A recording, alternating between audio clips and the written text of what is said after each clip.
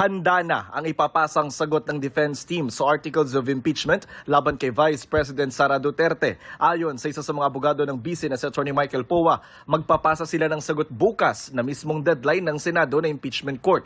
Pero hindi pa nila masabi kung personal silang pupunta sa Senado o ipadadala na lang sa email ang kanilang sagot.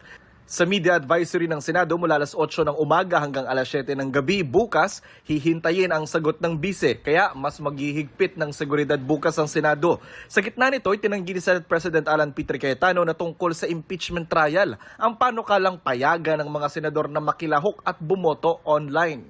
Wala pong katotohanan na yung amendment ng rule na to ay nakaugnay sa amendment sa rule sa impeachment. Bakit po? Unang-una, inadapt na po namin yung rule sa impeachment. Pag binago namin yun, ipapublish pa, tatagal pa po yun.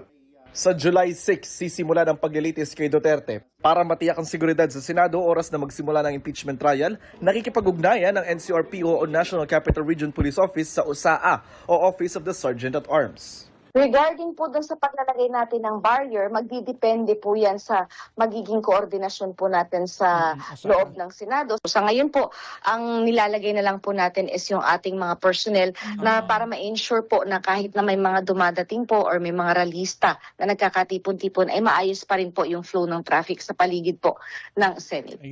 Jonathan Andal, Nakatutok, 24 Oras.